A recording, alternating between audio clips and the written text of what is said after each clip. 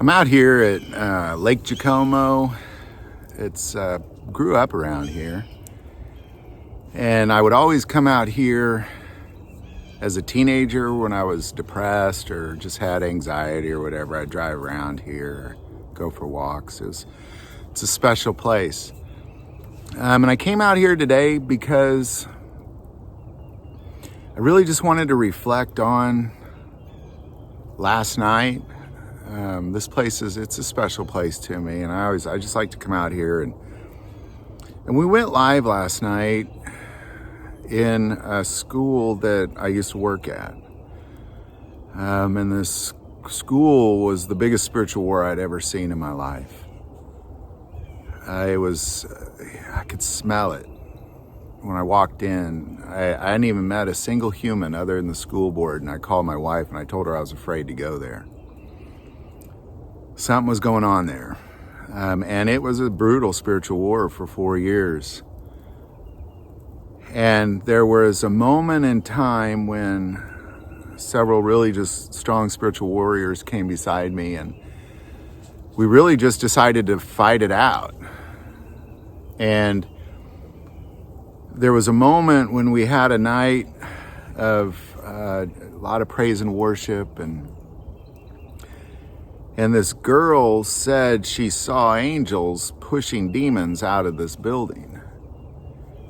And I believe she was right. And then at the end of the night, after everybody left, just the people that were really helped leading that effort were there. We were all kind of praying, and I could hear birds flying around the gymnasium. And I'd never seen a bird in there. Been there for three years at that point. But there was, I kind of looked up and there was no birds.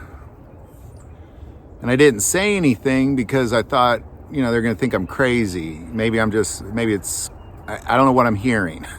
And then finally somebody else said, "Do you guys hear birds?"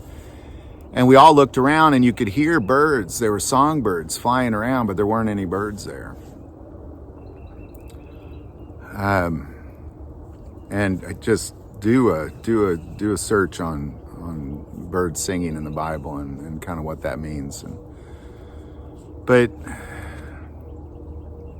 I knew that place was free. Like for the following years, we battled spiritual wars. I knew that there was nothing in that building. That there were people that might bring in what they got in them, but that thing had to stay out. And anytime anybody started to pick fights in that building, it was always from across the street. It was never from in there. It was a very protected, sacred place, and I don't know why, but it is, and to me, it's like a castle, like you go in there and you're protected from evil, fallen angels. And last night, as we went live in that building, we went live, and immediately and we had scheduled the live event hours prior from earlier in the morning, so we'd been sitting there. And as soon as we went live, we could just hear screaming coming from the phone, just almost like screeching and screaming.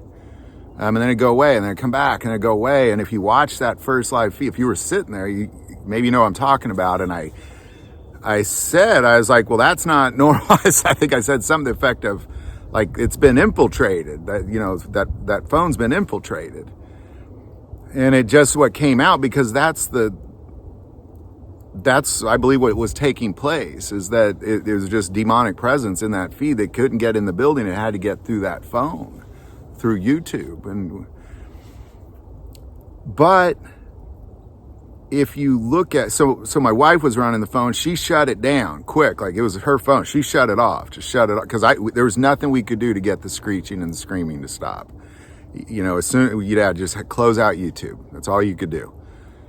And then she took my phone and just went live. When it was over, and she said she deleted it. It was only on for maybe, I don't know, minute or two. But as we left, it had been sitting there. Now it was shut down after a minute or two, but it still sat there on our, we could still look at it in the YouTube Studio app. And it happened to have 666 views. Now, I bring all this up because I can't help but feel like we're on the right track. And in that moment, I knew that if something's coming up against us, like, back in that school, back in the day, when I was fighting that school, I didn't even know what I was fighting for, but I knew it was important. God just said fight, and I knew it was important. I didn't know why. I didn't know what the mission was. I didn't know what was happening, but I was fighting anyway. And I knew who I was fighting for, and I knew who I was fighting against. And to see this, because I believe it was the only way it's getting in that building. There's no way anything's getting in that building other than through the internet. But I really wanted to take time to reflect on that because, go back and, you can't see that video. That video has been deleted. But you could see what we talked about and I think we're on to something. And I think the enemy knows we're on to something. And I do believe he's trying to stop it. And I think it's important that if you are of the remnant, that you be aware of that. That he's trying to stop these things because these things are advancing the kingdom of heaven. And that's ultimately the goal, is to stop the advancement of the kingdom of heaven. And I think we need to just be aware that it's a real thing. This spiritual war is a real thing. I see it because I engage in it.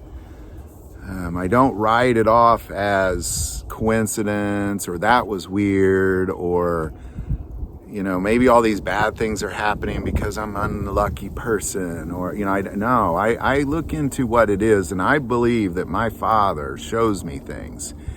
And I believe that the reason there was 666 views on that thing was so my Father can show me, look who is coming up against you. Look who is coming up against this effort. But just know I am with you, is what I know for sure. Because he's been there with me before. He's always been there with me. He is literally my Father. He was there with me when I was born. And he was there with me every second. And he's here with me now. All those days that I drive around here, just depressed, didn't have a father, didn't have any guidance, didn't have anything. This is where he met me, places like this. And I think it's important that you recognize that this is real. It's a real war. It's not a made-up thing. It's very real and literal. And the more you read about these fallen angels, you realize this is their home too. It's not just our home, it's their home too, because there is no place for them.